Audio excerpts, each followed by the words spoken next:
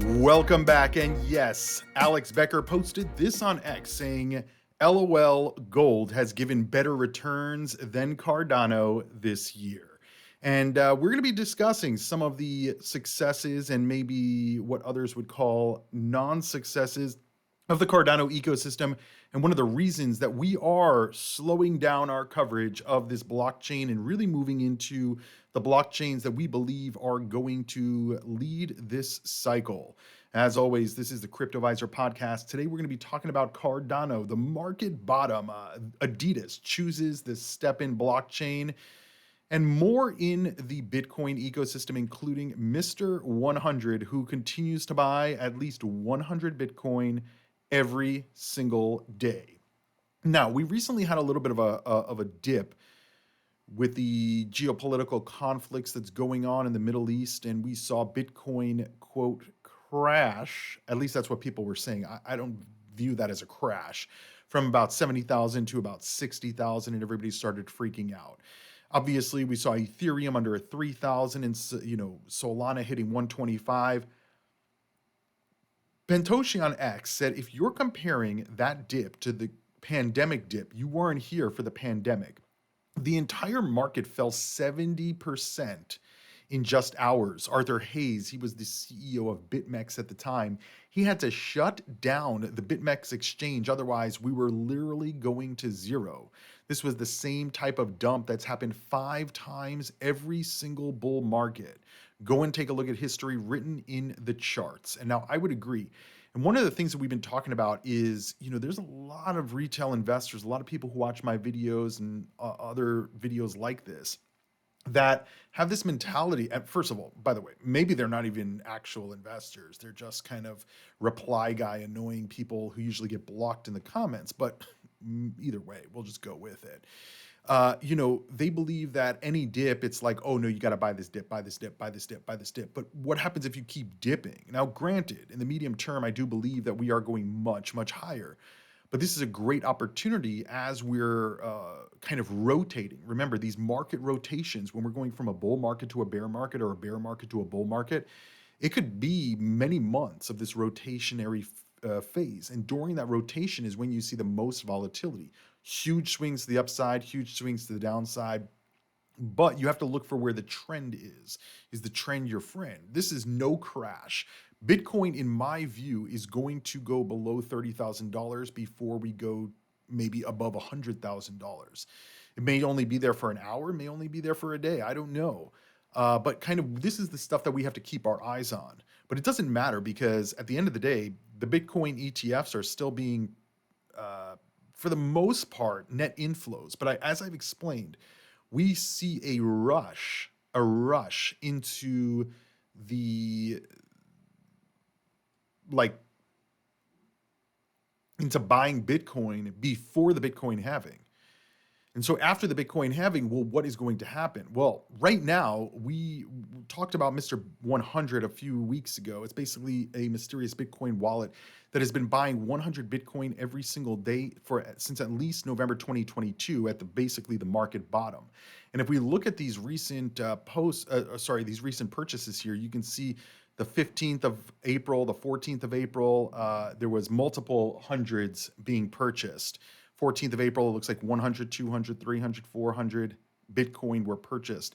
And so there's a lot of speculation that this is another Michael Saylor type of wallet and or potentially a nation that's buying Bitcoin. The current wallet holdings, it looks like maybe about 4 million. It's not showing me the total. Oh, right here. The balance is 59,521 Bitcoin worth around $3.9 billion. There's very good chance that this is actually Michael Saylor's wallet because we know that he's been buying Bitcoin and then he sold about $300 million worth of MicroStrategy $300 million worth of MicroStrategy over the last 3 months. And so, it's getting pretty interesting what's going on in the crypto world. Hong Kong has just approved their first spot Bitcoin and Ethereum ETFs. This is definitely going to put some pressure on the US and the US regulatory environment. As you guys know, there's a lot of people who believe that the Ethereum ETF in the US is going to be approved in May. Some people think it's not going to be approved. I don't know whether it is or is not. But obviously, Hong Kong now getting into the game, this is the nations getting involved in Bitcoin and crypto in general, right? People are like, oh no, they're still trying to ban it. No, they're not. Like, no, they are not. And so understanding this, we can have a better kind of grasp as what's happening in the larger ecosystem of crypto, which is like Bitcoin mining companies, Bitfarms. They just announced the completion of two mining facility upgrades located in Canada, bringing the company's total hash rate to 7 exahashes per second.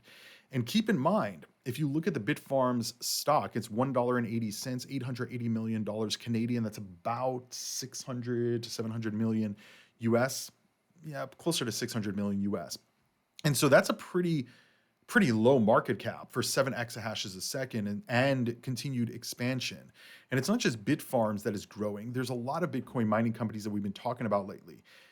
Generally speaking, like the Bitcoin mining videos do the worst on my channel. So if you guys go look at the worst performing videos, these typically have the best information in them, in my view. Sometimes when I do deeper dives into specific cryptos or specific categories within crypto, like gaming or AI or Solana or whatever, typically these videos don't do as well as the general videos that we're talking about, Cardano failing, Cardano success rate not being good and stuff like that. But I believe that these Bitcoin mining companies are potentially the greatest actual potential in this cycle out of stocks and crypto. Obviously, we have MicroStrategy, we have yield max ETFs. There's definitely a lot of lucrative plays that we can make here. But these Bitcoin mining companies are really something that I've been watching very closely because, as you guys know, some of them are still considered what we call micro-cap stocks. And if you look at SDIG, which is Stronghold, this is a US-based Bitcoin mining company. It's only right now, when I'm recording this video, about under $40 million market cap. And while it's still a new company, this has the greatest potential, in my view, to move. Microcap usually have lower volume, more potential. Gryphon Mining is another one, about $60 million market cap. And so there's like 20, I would say, Bitcoin mining companies that are on the open market that you could invest in, including the largest Marathon Digital, Riot Platforms. And while these are going to, I think, do fine, this one is already at $4.2 billion. I mean, for it to get to 10x or 100x, it has to do a lot more volume than what you would need in Stronghold or Bitfarms or Gryphon Mining. And so these are definitely plays that I would take a look at. As we're approaching the Bitcoin halving cycle, a single custodian oversees nearly half of Bitcoin block rewards. This is pretty interesting stuff because we have the conversation about centralization within Ethereum, Cardano, Solana, and all of those. But one of the things that we've been seeing is the Bitcoin mining has been concentrating more in the United States. And in my view, this is kind of the US strategically placing themselves as owners of these ecosystems. On-chain data indicates that a single custodian now manages the Coinbase address for at least 9 prominent mining pools, which collectively account for 47% of Bitcoin's total hash rate. This analysis shows that substantial Bitcoin miners' rewards from pools like F2 Pool, Ant Pool, Binance Pool, and Brains are being funneled to this particular custodian. It doesn't necessarily make a whole lot of sense that Binance Pool would be held by Coinbase. Why wouldn't it be held by Binance? Maybe they're not even related, but anyway, a developer known as Mononaut disclosed data regarding a substantial quantity of Coinbase rewards being directed to a single custodian, saying 47% of the hash rate rewards are going to Coinbase. And again, Coinbase, publicly traded, US-based company, and they are the custodian for most of the crypto in the US. I mean, generally speaking. And so they say that this entity, Coinbase, effectively holds, he said that the custodian handles rewards from Ultimus Pool and 1 terahash as well. They observed that previously this entity received rewards from Luxor when he published data last year. I don't know why they keep saying this custodian instead of just saying Coinbase, because that's who the custodian is. Very odd. Yeah. Anyway, it says, in other words, this one entity holds the keys to at least 47 out of every 100 freshly mined Bitcoin. And so is the Bitcoin mining ecosystem actually centralized or decentralized? I don't know. You guys have to make that decision for yourself. Anyway, moving on, Adidas partners with crypto fitness app STEPN. Both NFTs and merch are coming. Now, when I saw this, I was like, damn, I should have bought STEPN as a lot of the gaming type of cryptos were dropping. But one of the things that I will say about this crypto STEPN, I want to see the actual full coin in USD. I think it's in, hold on, let me pull this up. I think this is it. I think that they rebranded straight to GMT, but either way, this ecosystem is very big on like announcements and this and that, but like, what is the real utility of STEPN, right? You get coins from walking. Anyway, the fact that Adidas is partnering with them, not that big of a deal. I mean, we've seen these kind of partnerships before and it's done nothing necessarily for the crypto or for the usage. But anyway, Adidas is teaming up with Solana-based fitness team app STEPN. The partnership will kick off a batch of 1,000 NFTs called STEPN and Adidas Genesis sneaker collection. It's based on some of Adidas' most iconic running silhouettes. The Genesis collection is the first of a series of co-branded activities between STEPN and Adidas over a one-year partnership that will see further NFT drops in physical wearable items on the roadmap. So it's just an NFT kind of deal. Big freaking whoop. I mean, we're going to be talking about Cardano in a few minutes, but if you guys remember, most of you probably don't because you weren't around back then. But in 2019, Cardano's IO Global actually had a partnership with New Balance to actually kind of, they didn't call them NFTs at the time, they called them colored coins, but basically authenticate new limited edition sneakers on the blockchain. And that was a kind of test pilot program, but nothing really ever seemed to come out of that. And it's a real shame because that was a great kind of connection to the industry effectively. And we see other ecosystems within the shoe and apparel industry getting into other blockchain ecosystems for other things besides just authentication. And I think Cardano, huge miss there, huge miss with a partner that they already had for a product that may or may not work. I mean, they didn't brand it under Cardano. It was really an IO Global project, but on the back end, supposedly was using the Cardano blockchain. Maybe the companies were like, nah, it's not as blockchainy for us. I don't know. But it was a huge miss, especially as we see other apparel and shoe companies kind of getting in this blockchain game. And staying in the Solana world, Solana Patch aims to help alleviate ongoing network issues. We've been hearing for a while that Solana keeps going down. This is Solana's biggest hurdle, I think. A lot of people, I mean, the venture capitalists don't care, and even the developers don't seem to care anymore that Solana keeps going down because at the end of the day, it does show that Solana does have demand. It has usage, and it has a user base. And having too many transactions is actually a good thing because you have that high demand, and you just have to adjust the protocol that way that it can hopefully become better and faster. This is what Bitcoin has done through its existence. Ethereum, right? They built layer 2s on Ethereum, layer 2s on Bitcoin, like the Lightning Network. And so a new Solana patch update has been released. And they say this release is recommended for general use by mainnet users, and these will help alleviate ongoing congestion on the Solana network. It specifically includes improvements on how data packets are handled and optimized, changes to how certain nodes are classified based on their stake, and updates to default settings in the system's local testing environment. And there's a lot of drama still going on in the Solana ecosystem. Don't get it twisted. Solana Drama continues as a leading DeFi founder quits amid a $150 million outflow. And so this is from Crypto Slate. They posted this and said, decentralized finance lending platforms MarginFi, SolBlaze, and SolLend have found themselves in a heated dispute. The controversy stems from MarginFi's alleged failure to replenish the Blaze token emissions for its users over an 8-day period, which MarginFi attributes to blockchain congestion, prioritizing user safety.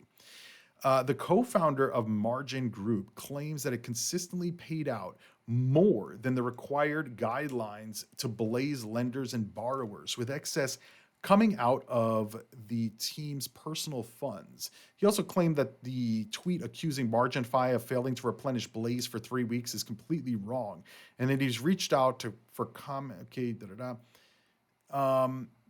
The situation escalated as the founder of Solana DeFi protocol Solen shared a backstory of the conflict with MarginFi. Per that person, MarginFi allegedly attempted to blackball Solen with peers, spreading falsehoods about Solen's total value locked and attacking the Oracle configuration. They claim that MarginFi constantly criticized Solen to farm engage on social media, justifying their actions by alluding to a fabled 20-page risk report that never was made public. MarginFi's founder announced his resignation to the projects, yada, yada. He cited disagreements with the way things have been handled internally and externally, emphasizing commitment to working on projects that matter to society. MarginFi confirmed the resignation, assuring the community that core contributors and investors that they're actively engaged in ensuring a smooth transition. So listen, guys, I mean, what went on here? Who knows, right? I mean, really, who knows? And honestly, who cares, right? We are going through a market rotation. So in the market rotation, right, and this happens in the corporate world as well. You get a new CEO that comes in because, the last 2 years, maybe the results weren't that great. And so the new CEO comes in and he already or she already has ideas of what they want to be adjusted. And probably just by them coming in, you're going to see executives exit. So new executives come in and they have different mindsets or goals or analysis of why the failure happened, right? Rarely you'll be at a company where, something's not working out and they'll be like, oh yeah, we're doing terrible. They're just going to keep pumping it up saying, we're doing great. We're going to make some adjustments to make everything way better. But meanwhile, it's, there's clearly things that need to be adjusted immediately because of whatever bureaucracy or whatever. It just doesn't get done as fast. I mean, we see this happening in corporate structures. We see this happening with companies, private companies, startup companies, all different types. And so this is not totally out of the blue, right? How people perceive it, whether they perceive it as drama or internal conflict or whatever, that's up to the person, the individual. For me as an investor, right, and an analyst, it really doesn't matter what's happening. It matters what they are able to put out, right? I mean, even if you look at like a company like OpenAI, they ousted the founder, he left, and then everybody was like, no, we're not going to work here if you don't bring him back. And then they brought him back. And bottom line is they were still working on the product, regardless of all the ongoing drama with, who's going to lead the company and all of this stuff, right? That's just kind of semantics at the end of the day for an analyst and an investor. Now, sometimes it's too much and you just have to say, you know what? I'm not investing in this and I'm not going to follow this project because there's nothing to follow, right? Solana, obviously, there's a lot to follow.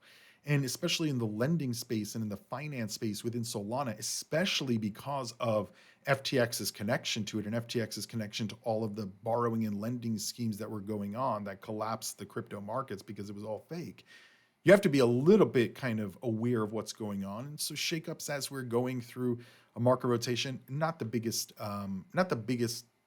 issue. I don't think this is like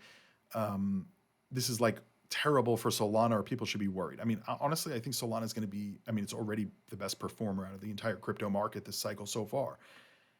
I think it's going to continue to do really well. And people who sleep on it are probably going to lose. But I mean, here's the deal. Do I own Solana? I've never owned Solana as of the time I'm recording this video. Do I want to own Solana? We have to go much lower for me to buy it back, right? I'm not giving my money to the billionaires who are selling at this point, because that's who the people who are selling. Anyway, moving on to Cardano. Cardano's failure. Now, here's the deal. You guys know if you've been watching my video, I am a big proponent of USDC on Cardano. For some reason, the Cardano community does not want USDC on the blockchain. Even RedSpark posted this on X in April saying, Cardano fail. You want USDC? You get USDM. And we're going to be focusing on USDM in today's video in just a minute. He said, you want smart contracts? You get Plutus. You want venture capital funding? You get Catalyst. You want scalability? You get under 5 transactions per second. You want freedom? You get Chinese surveillance.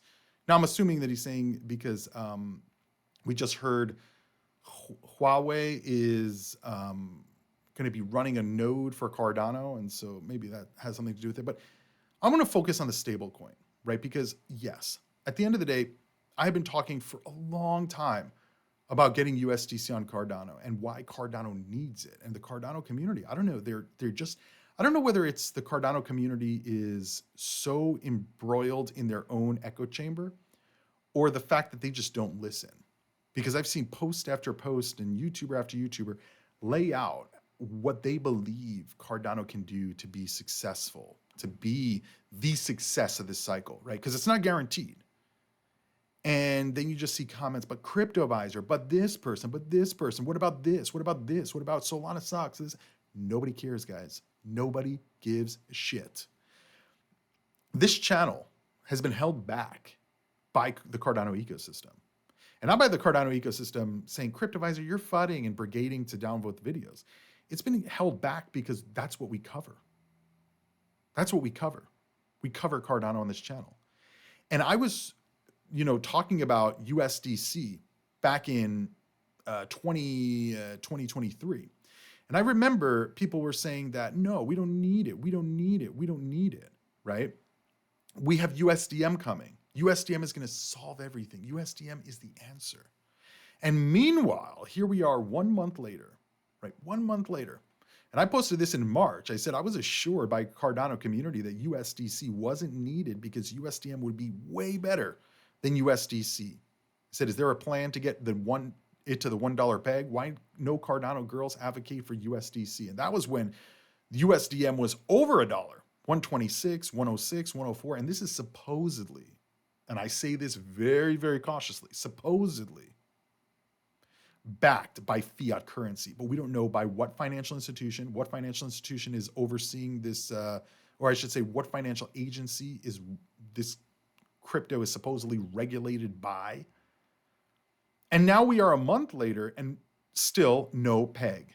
92 cents, 93 cents, and 92 cents. And a lot of people in the Cardano community probably look in the comments. Somebody's gonna say, but Cryptoviser, this is actually good because you can buy it for 92 cents. And when it goes back to $1, you can play that arbitrage. Guys, it may never go back to $1. It may never go back to $1. And I don't understand why still after a month of this, the Cardano community is still whatever about USDC. And USDC continues to grow and develop on other blockchains. And again, I go back to my original thesis that it's becoming more apparent that one, Cardano cannot handle native USDC. And not because Circle can freeze transactions. It's because the technological capabilities of Cardano cannot take on a stablecoin. That's theory one. Theory two is Circle won't launch on Cardano. And that is probably more, at least that's what the Cardano community is pushing the narrative towards, which makes me think it actually is theory one, that it can't hold this technology. Because not only does Cardano not have USDC, it also doesn't have Tether. So if the regulatory concern with whether ADA is or is not a security, which I don't think this is the concern because they say that Polygon, or the SEC, they claim that Polygon is a security, Algorand is a security. Meanwhile, Algorand just got USDC in the last few years and has $57.5 million on it. CeeLo, brand new blockchain, just got USDC on it. ZK Sync just got USDC. Polygon, USDC. Near Protocol, USDC. Solana, USDC. Stellar, USDC. Polkadot, USDC. And most of these have Tether on them as well. Cardano doesn't have either. And the entire Cardano ecosystem was saying, Cryptoviser, you gotta give it a chance. You gotta give USDM a chance. USDM is the solution. Somebody even wrote in response to somebody else's tweet in October, more than 6 months ago, they said, I think we can revisit this in 2024 sometime when Meehan has had a fair chance for at least 6 months. And by the way, they're referring to putting USDC on Cardano. I still believe USDM would be better in many ways for Cardano. Also, not as if there's any shortcut to get native USDC. Why do we have to wait? Why do you have to wait until 6 months to see whether something succeeded or failed to then decide if you should implement another project that is clearly better than USDM? USDC, if you just look at the market cap of it, $32 billion, more than Cardano, almost double the market cap of Cardano altogether. And people in the Cardano ecosystem are saying, but Cryptoviser, USDM is better than USDC, and it has $187,000, and it has never been pegged to $1. Never been pegged. Never been pegged. And so somebody said this also in October. They said, why would USDC be better than USDM short-term and or long-term? I think for smaller retail transactions, USDM would work fine. Maybe not for larger transactions. For this, maybe USDC would be preferred. No, guys, nobody is fucking using USDM because it's not pegged. And nobody is going to use it until it stays pegged. And it hasn't even been pegged, so how is it going to stay pegged? And so, you know, one of the reasons that we chose to kind of move away from Cardano coverage on this channel, you're going to say, well, you're moving away from it, but you're still talking about it. Yeah, we are still going to be talking about Cardano on this channel. But we're going to be moving a lot of the coverage towards projects that are succeeding, projects that are deploying, projects. Guys, I am not just saying this, right? I am investing in CeeLo because I know based on what we see with these other blockchains, once USDC is implemented, you see the value of the chain increase exponentially. Why?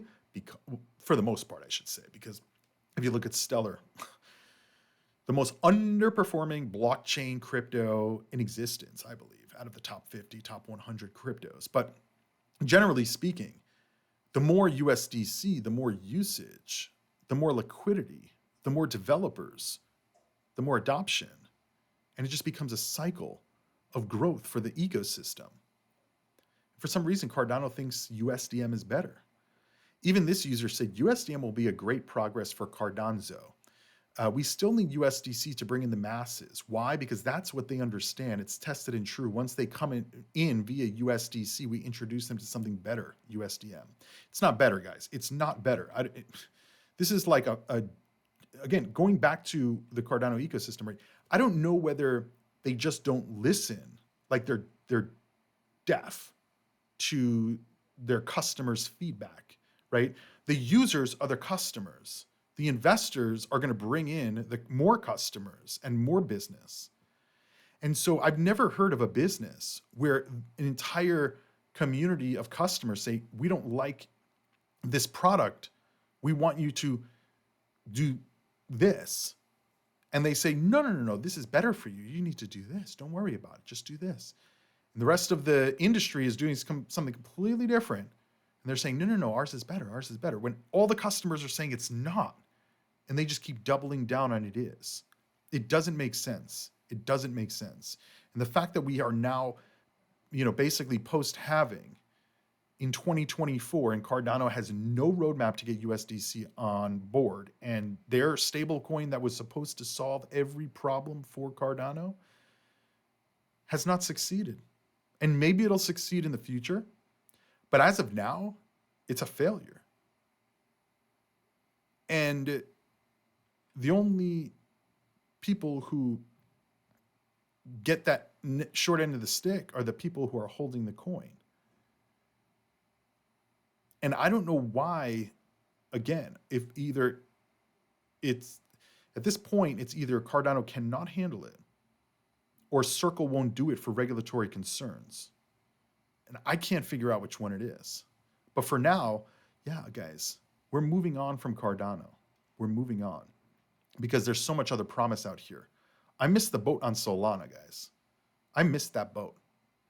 And I don't regret not buying Solana, but I regret not seeing that Solana had a few key successors, or I should say a few things that ensure their success. And the biggest thing is venture capitalists from the previous cycle. Because these people are incentivized. And also, I really believe that they like Solana as an ecosystem. But they're incentivized to make Solana work. And I think they're even more incentivized to make Solana work after the FTX fiasco. Cardano has no venture capitalists. In fact, Cardano pissed off a lot of the venture capitalists, like Mike Novogratz. Go look at Mike Novogratz's Twitter page anytime you mention Cardano. Mark Cuban. We can go on and on. Nobody is interested in Cardano. And that's sad. I've followed Cardano since I started this channel. And now we're moving away from Cardano. It's really, really sad, guys. It hurts. It hurts my heart. Anyway, hopefully you guys are doing well. Hopefully you guys enjoyed today's video. Don't forget to give this video a free thumbs up. Hit that subscribe button. Turn on notifications. And yeah, guys, May 2024, this channel is going to new heights. We are really going to be elevating the experience of our videos on this channel. So hopefully you guys are going to be around. And let me know what you guys think down below in the comments. I'll see you guys tomorrow. Invest responsibly. Do your own research, and crypto on.